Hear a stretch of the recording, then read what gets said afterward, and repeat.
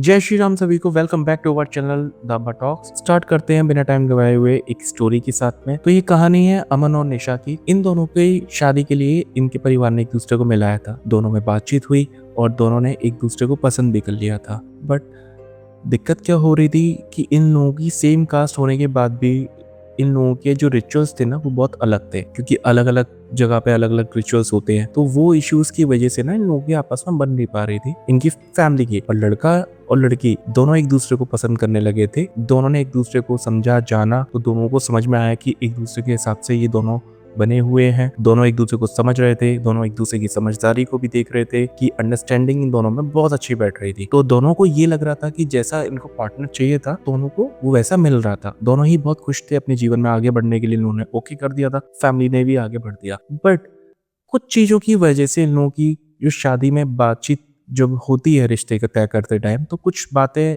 इनकी ठीक नहीं बैठी, पैरामीटर्स ठीक नहीं बैठे, जिस वजह से लड़के वाले जो फैमिली के कुछ लोग थे उन लोगों को बातचीत सही नहीं लगी। दोनों ही के परिवारों को कुछ बातें अटपटी लगी जो कि मैच नहीं कर पा रही थी। अब क्या था कि इन लोगों का रोका हुआ, तो उसके बाद ये लोगों ने बातचीत करने के लिए आगे बढ़ाए शादी के लिए। तो यहाँ पे डिस्टर्बेंस तो वही रहा था। दोनों ने पसंद कर लिया एक दूसरे को। तो क्या होता है ना कि लड़का लड़की जब दोनों एक दूसरे को पसंद कर रहे हैं, दोनों ही अपनी फैमिली को ना मनाने की कोशिश करते हैं कि आप बताओ आपके यहाँ क्या होता है, हमारे यहाँ क्या होता है, हम दोनों एक दूसरे को मना करके वो चीजें मैनेज कर लेंगे। तो इस तरीके से ये कर रहे थे, दोनों अपनी अपनी साइड से एफर्ट्स दे रहे थे। पर बात क्या हुई कि कुछ चीजें लड़के वाले की फैमिली को पसंद नहीं आई।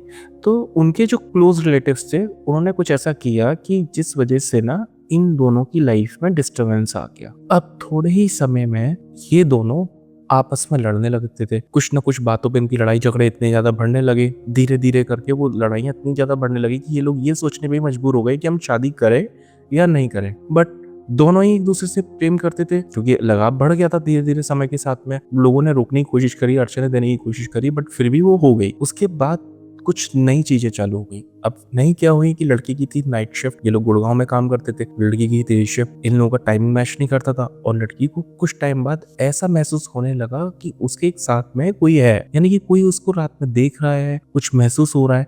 बट वो हनुमान जी को मानती थी, तो बजरंग पाठ पढ़ा, हनुमान चालीसा पढ़ती थी और फिर वो सो जाती थी ताकि उसको पॉजिटिव रहे। अब धीरे धीरे अमन और निशा के लिए दोनों की लाइफ में ना दिक्कतें और बढ़ने लगी। इन दोनों के झगड़े और ज्यादा बढ़ने लगे। अमन ये सोचता था कि मैं चल लड़ाई हुई है तो थोड़ा सा शांत हो जाए, तो इसलिए वो थोड़ा सा हट जाता था। और निशा का क्या स्वभाव था कि उसको ये लगता था कि ये मुझे रिस्पॉन्स क्यों नहीं कर रहा। तो दोनों ही बीच में क्लैशेस होने लगते थे। अब निशा के साथ कुछ और भी चीजें ऐसी होती थी कि वो अचानक से क्या करती थी, रात को ना अपना सारा शादी की ज्वेलरी वगैरह पहने रेडी हो, तैयार हो, अचानक से जब उसे समझ में आता कि मैं ये क्या कर रही हूँ तो वो उतार के रख देती थी। मतलब एक दो दिन छोड़ के वो ऐसा मल्टीपल टाइम्स कर रही थी। कुछ चीजें अजीब सी उसके साथ हो रही थी, उसका सेंसेस लॉस्ट हो रहे थे, पर वो अपना काम में भी फोकस नहीं कर पा रही थी। बहुत उलझन उसको रहने लगी थी। अजीब अजीब से उसके ख्याल मन में आते थे। उसको शक होने लगा था कि ये कहीं ऐसा तो नहीं करता। तो वो क्या करती थी, रात में जाती थी, कैब बुक कर दी थी, उसके ऑफिस जाती थी अपने हस्बैंड के, क्योंकि शादी हो गई थी अब इनकी। तो उसको लगता था कहीं इसका कोई दूसरी जगह अफेयर तो नहीं है जो मुझ पे इतना ध्यान नहीं दे रहा और हमारे बीच में इतने डिस्प्यूट हो रहे हैं। तो उसने बहुत खोजने की कोशिश करी, क्योंकि इन लोगों का ब्रेक होता था,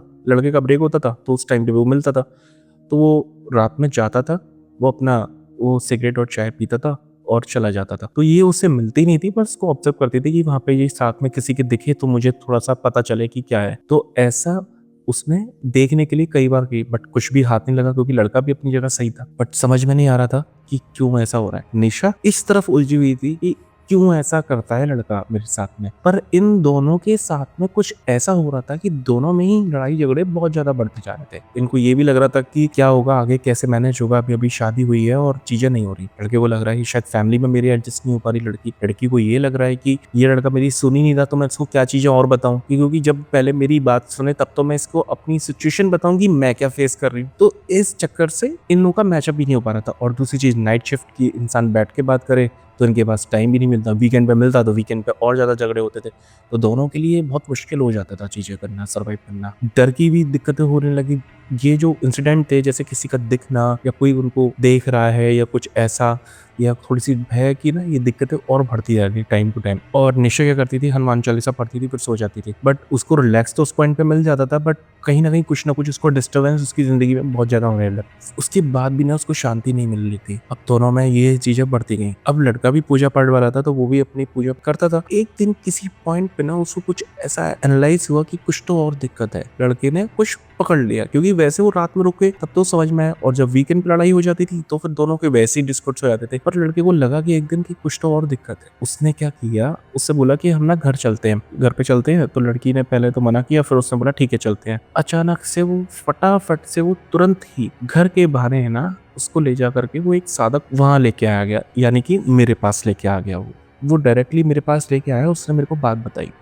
अब मैंने जब उसको देखा तब मैंने उसको बताया, आप दोनों पे ना कुछ ऐसा हुआ है कि आप दोनों के लड़ाई झगड़े करने के लिए, मतलब आपका संबंध यहाँ पे नहीं हो इस वजह से, पर ईश्वर को जो मंजूर था जोड़े वो बना था तो वहां पे हुआ। उसने क्या किया कि उनके परिवार में से किसी एक सदस्य ने उन पे ऐसा जादू किया कि दोनों में द्वेष भावना उत्पन्न हुई। उसकी दिक्कत क्या थी, उसको ये लग रहा था कि ये शादी इतनी अच्छे से कैसे हो रही है, उस लड़की की शादी इतनी अच्छी हो रही है, वो जेलस में कि इसको अच्छी लड़की कैसे मिल सकती है, ये सारी चीजें क्यों हो सकती है, इसलिए उसने ऐसा किया था। तो जो मेन जो विलन था ना उनकी फैमिली में वो था रिलेटिव, उनका क्लोज रिलेटिव था, तो उसने ऐसा किया। वो क्योंकि वो लड़के से चिढ़ता था इस वजह से उसने किया।